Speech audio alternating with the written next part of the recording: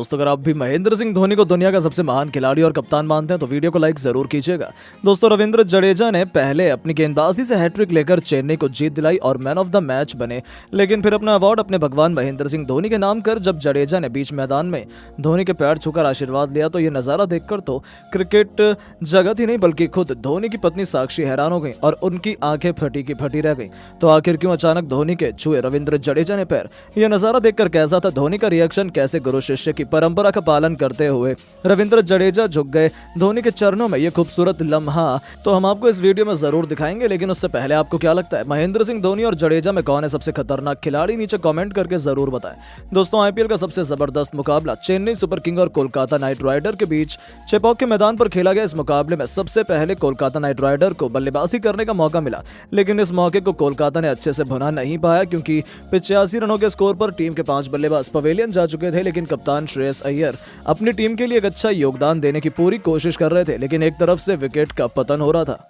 लेकिन अय्यर भी टीम के लिए 32 गेंद पर 3 शानदार चौके की मदद से 34 रन बनाकर पवेलियन लौट गए। 20 ओवर में कोलकाता की टीम ने चेन्नई के सामने 137 रनों का लक्ष्य 9 विकेट पर गंवा दिया। टीम के लिए रविंद्र जडेजा और तुषार पांडे 3-3 विकेट झटककर कोलकाता की कमर तोड़ चुके थे।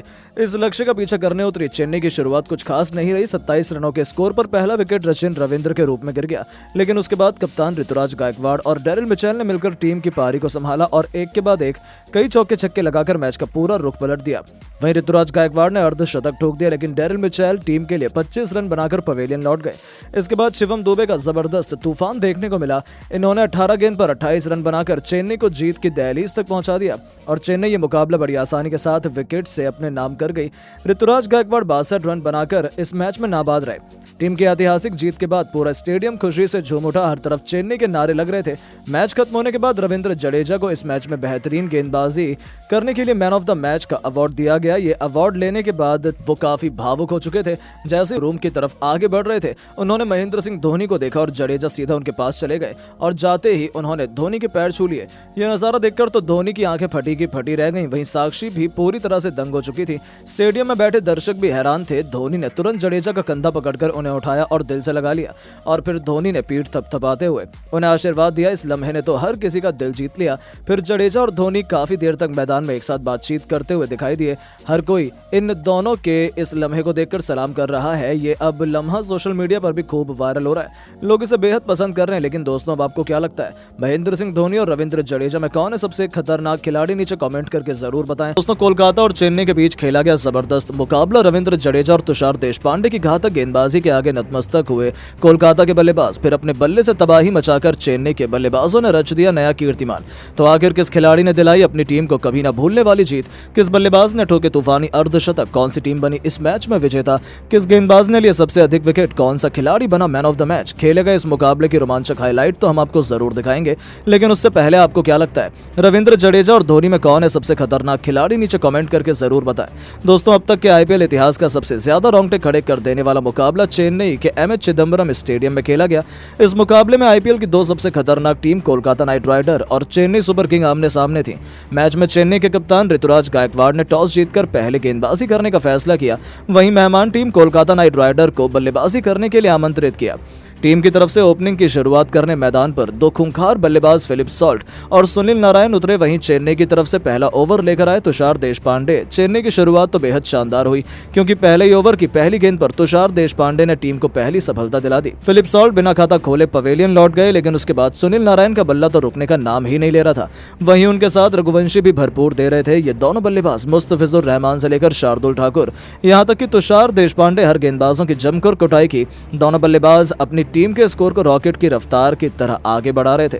इन दोनों बल्लेबाजों ने मिलकर अपनी टीम के स्कोर को पावर प्ले के 6 ओवर में 56 रनों तक पहुंचा दिया। लेकिन तभी चेन्नई के कप्तान ऋतुराज गायकवाड़ ने पावर प्ले के बाद 7वां ओवर फेंकने के लिए गेंद रविंद्र जडेजा के हाथ में थमाई और जडेजा ने आते ही अपनी फिरकी का जादू दिखाना शुरू कर दिया। पहली गेंद पर उन्होंने रघुवंशी को एलबीडब्ल्यू कर पवेलियन का रास्ता दिखाया। उसके बाद भी जडेजा रुकने का नाम नहीं लिए। इसी ओवर की 5वीं गेंद पर उन्होंने एक बार फिर से शिकार सुनील नारायण को बनाया और सुनील नारायण अपनी टीम के लिए 27 रन बनाकर पवेलियन लौट गए। यानी कि जडेजा ने पहले ही ओवर में 2 विकेट झटककर कोलकाता की कमर तोड़ दी।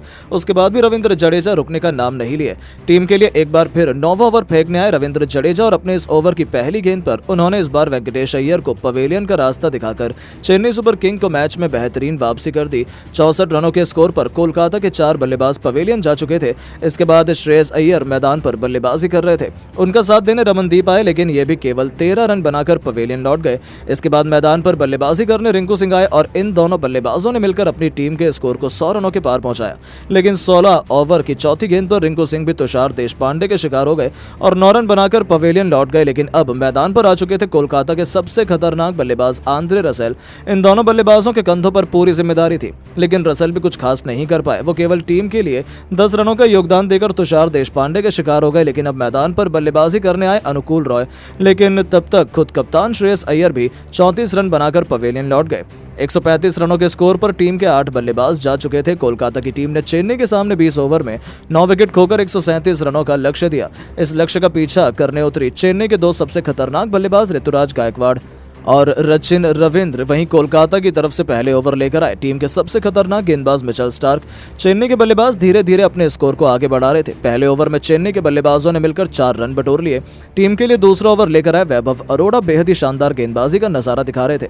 चेन्नई के बल्लेबाजों को रन बनाना थोड़ा मुश्किल हो रहा था, लेकिन ओवर की अंतिम गेंद पर गायकवाड़ ने शानदार चौका लगाकर अपनी टीम को 2 ओवर में 11 रनों तक पहुंचा दिया। वहीं टीम के लिए तीसरा ओवर लेकर आए एक बार फिर मिचेल स्टार्क और इस बार इनका स्वागत सचिन रविंद्र ने दूसरी और तीसरी गेंद पर लगातार चौका जड़कर किया और अपनी टीम के स्कोर को तेजी से आगे बढ़ाया। इसके बाद भी वो नहीं रुके। अंतिम गेंद को भी रविंद्र ने चौके में तब्दील कर अपनी टीम के स्कोर को 3 ओवर में 26 रनों तक पहुंचा दिया। ये दोनों बल्लेबाज मैदान पर पूरी तरह से सेट हो चुके थे। कोलकाता के कप्तान श्रेयस अय्यर को विकेट की तलाश थी। टीम के लिए चौथा ओवर लेकर आए एक बार वैभव अरोड़ा और इन्होंने अपनी टीम को पहली सफलता सचिन रविंद्र के रूप में दिला दी। चेन्नई को पहला झटका 27 रनों के स्कोर पर लग गया। रविंद्र टीम के लिए 15 रन बनाकर पवेलियन चले गए। अब कप्तान गायकवाड़ का साथ देने के लिए डेरिन मिचेल आए। इन दोनों बल्लेबाजों के कंधों पर टीम की अहम जिम्मेदारी आ चुकी थी। 4 ओवर में चेन्नई का स्कोर 29 रन 1 विकेट पर बन पाया, लेकिन ये दोनों बल्लेबाज मैदान पर टिके हुए थे। अपने टीम के स्कोर को 5 ओवर में ही 41 रनों तक पहुंचा दिया। गायकवाड़ तेजी से अपनी टीम के लिए रन बना रहे थे। दोनों खिलाड़ियों का बल्ला रुकने का नाम नहीं ले रहा था और देखते ही देखते अपनी टीम को पावर प्ले के 6 ओवर में ही स्कोर को 50 रनों के पार पहुंचा दिया।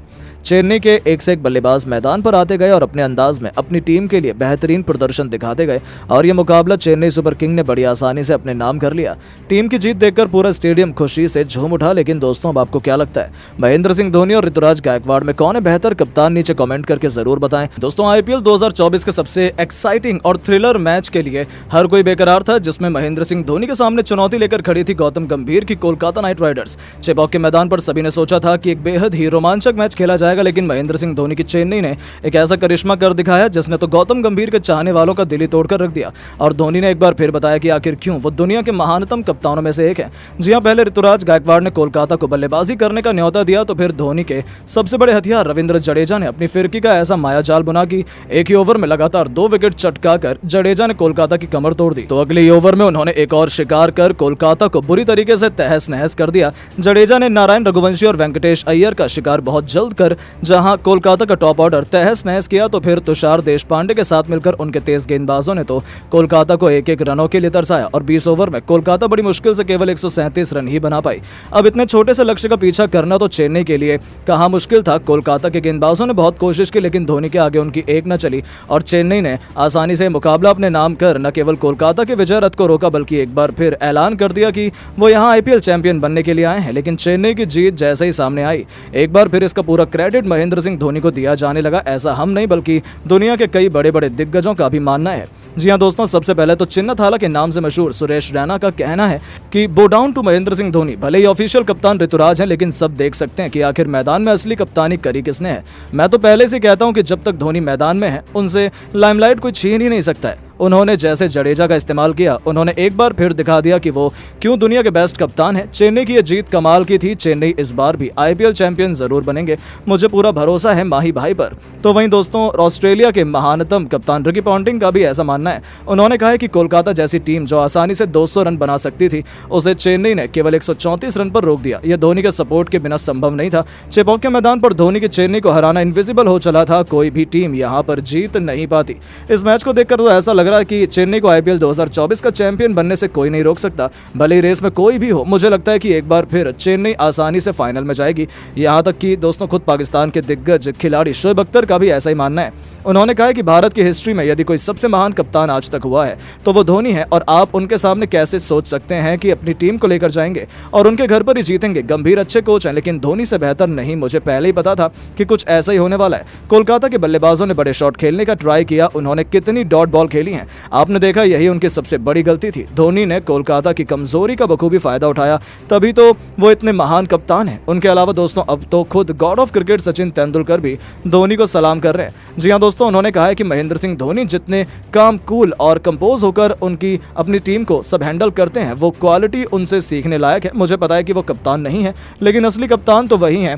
पूरी दुनिया जानती है कि मैं क्या कहना चाहता हूं। यदि धोनी को चेन्नई से निकाल देते तो कोलकाता आसानी से मैच जीत जाती। कहीं ना कहीं ये कोलकाता और धोनी के बीच का मैच था जिसमें धोनी ने अकेले कोलकाता को परास्त किया है। तो दोस्तों देखा आपने कैसे अब तो सचिन ने भी धोनी की जमकर तारीफें करी, तो केवल वही नहीं, अब तो वीरेंद्र सहवाग का भी ऐसा ही मानना है। उन्होंने कह दिया कि कोलकाता आपने ये क्या किया, उन्हें खुद पर कुछ ज्यादा ही भरोसा था, तभी तो वो बिना पिच को पढ़े और सोचे समझे बड़े बड़े शॉट लगाना चाहते थे।